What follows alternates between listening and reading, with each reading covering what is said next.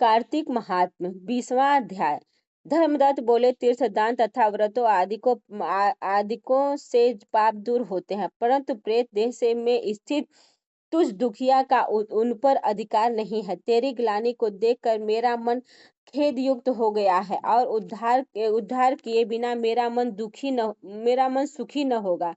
तीन योनि को देने वाले तेरे पाप अतिशय उग्र है और अति निंदित प्रेत योनि भी थोड़े पुण्य से क्षीण न होगी। अतएव जन्म से आज तक जो मैंने कार्तिक व्रत किया है, उस पुण्य के आधे भाग से तू उत्तम गति को प्राप्त होगी, क्योंकि यज्ञ दान तीर्थ तथा व्रत के पुण्य से कार्तिक व्रत के पुण्य की समता नहीं प्राप्त हो सकती।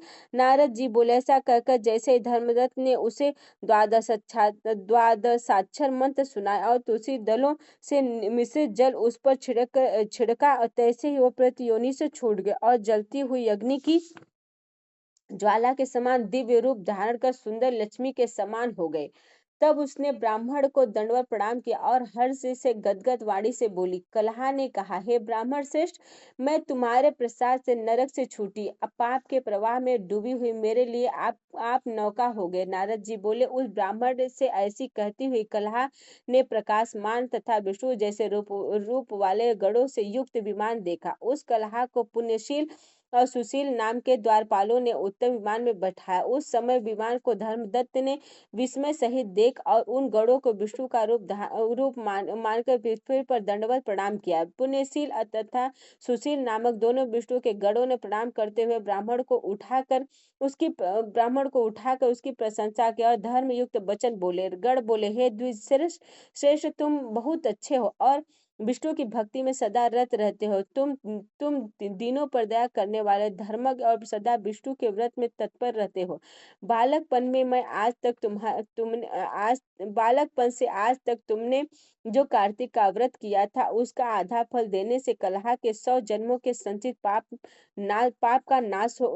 नाश को प्राप्त हो गए। इसके पूर्व जन्म के पाप तो स्नान ही से दूर हो गए और हरि का जागरण आदि जो तुमने किया है, उसके फल से विमान आया है। हे साधो, यह नाना प्रकार के भोगों से युक्त बैकुंठ जा रहे, जो कार्तिक में तुमने दीपदान किया है, उसके पुण्य से उसे वह यह तेजस्वी रूप प्राप्त हुआ। कार्तिक व्रत में किए हुए तुलसी आदि के पूजन से जो तुमने इसको पुण्य दिया है, उससे यह विष्णु के समीप जाने की अधिकारिणी हुई।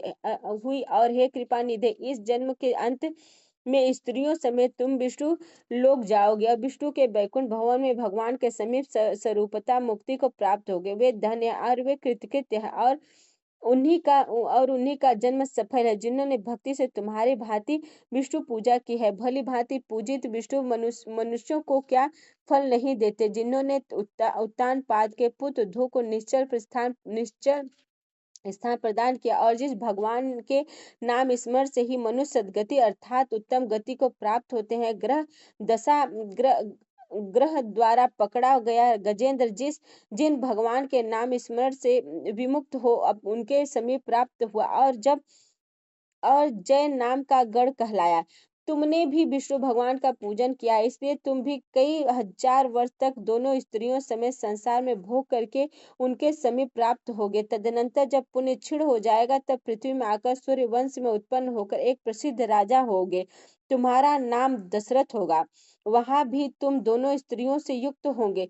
तीसरी कलहा भी साथ रहेगी, क्योंकि वह भी तुम्हारे आधे पुण्य के अधिकारिणी है। उस जन्म में विष्णु जी पृथ्वी में तुम्हारी समीपता को प्राप्त होंगे और स्वयं तुम्हारे पुत्र होकर देवताओं का कार्य करेंगे। विष्णु को प्रसन्न करने वाले तुम्हारे इस कार्तिक के व्रत से न यज्ञ, न दान, न तीर्थ अधिक है, अर्थात यह कार्तिक का व्रत इस सब यज्ञादिकों से श्रेष्ठ है। हे विपेंद्र, तुम धन्य है।